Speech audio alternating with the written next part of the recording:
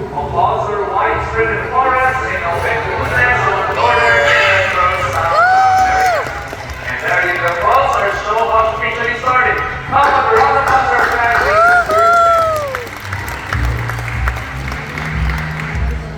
Okay, so hello everyone. Hep hep. Hooray! Hooray! Hip hip!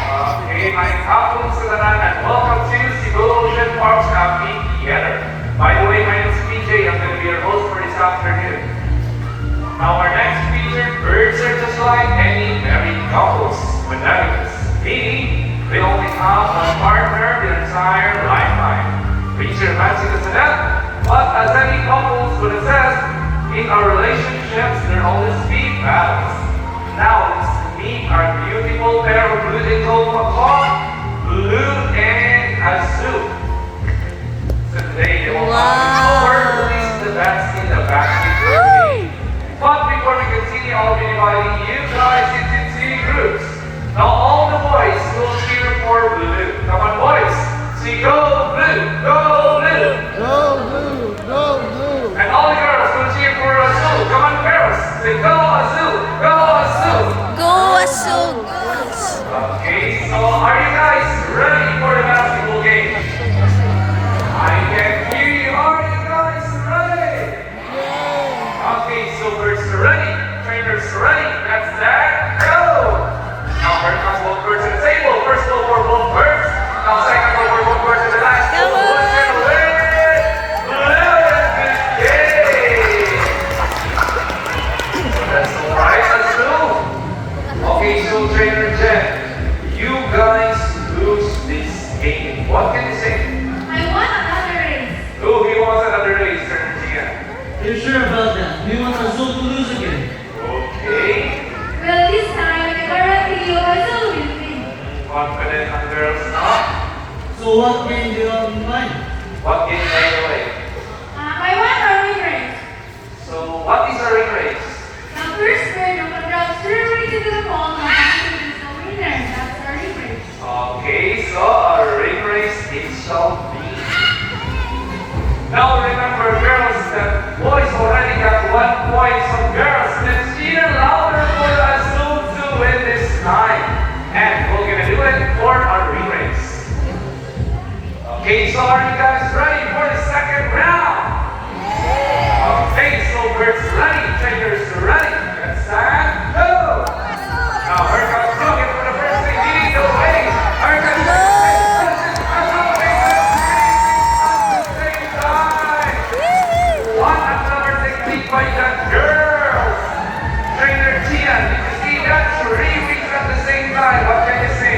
What was that, Trainer Jen? You guys clearly cheated. Oh, did you guys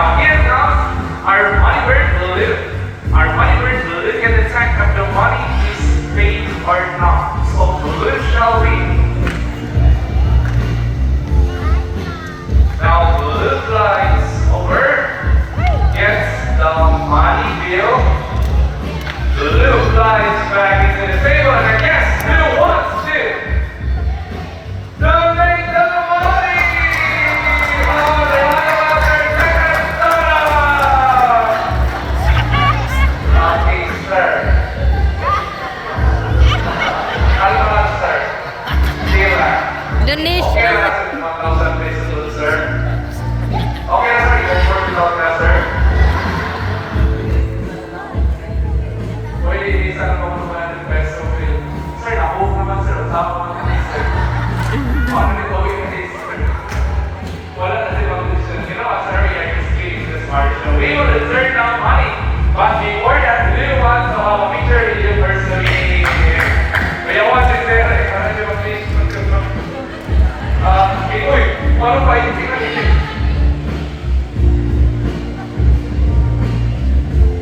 Okay, now give us your best pose and best smile together with our funny bird balloon on Instagram. Okay. For a moment. Okay. Wow. That is magic. There's another one. This is Another two red. more. And that is gold.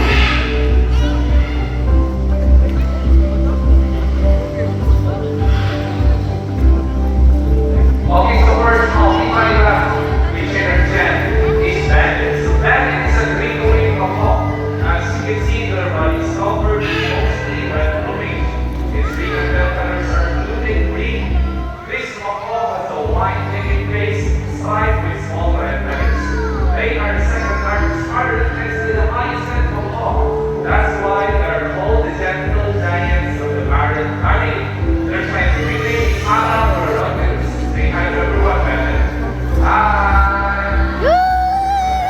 Hi, hello. Hello. Okay, so there you go. Nakakatibo si Batin guys, ha? So next up, we have energy is Goldie. So Goldies are blue and gold macaw. Well, blue and gold macaw is a beautiful shade. Blue in their back and soft. Hi. Of the yellow of their belly and in their wings. Its eyes and beak are solid black. So blue and gold macaw belongs to our group of parrots that measure about 80 centimeters in length. These birds can be found in Peru, Brazil, Bolivia, and Paraguay. Their scientific name is Arang. Okay, now lastly, we see here. These are Eclectus parrot rabbits. So Eclectus parrot is very useful in our family. It's because of their extreme sexual dimorphism, meaning they have visual striking differences between a male and a female. So as you can see, that right here is a female Eclectus parrot. It's because of her bright red colored feathers. While the male will appear bright green colored feathers. Okay, so take note guys, kanilang specific lang sa Eclectus parrot. Hello. Hi.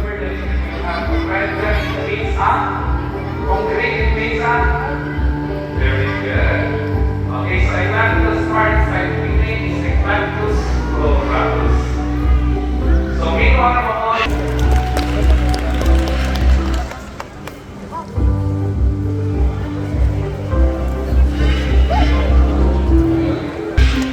Aray, kaya. do you think that Goldie can find a hidden object for us? If we say yes, let me hear it here. You can do it, Goldie. Come on, Golden. Okay, Goldie, find the hidden object for us, please. Where could it be? Goldie searching, scanning his crowd. Here's it. Okay, there you go. You found it. Oh, the round are searching. Where's Goldie? So bright, so bright. Okay, so this one is speaking. That is low. And also that is light low. Okay, so first here is Ricky. So Ricky is a silver breasted crow. Sabaan kayo sa Scientific name is Sakatsua gallerita. So these birds prefer their habitats along the edges of tropical and subtropical rainforests.